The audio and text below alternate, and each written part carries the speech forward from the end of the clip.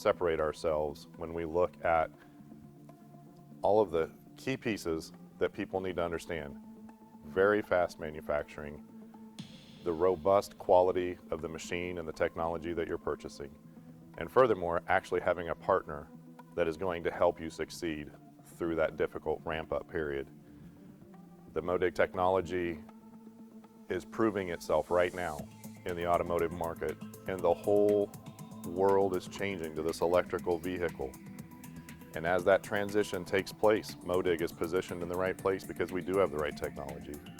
David and I have really worked hard trying to get the customer to understand we are different than what they're used to.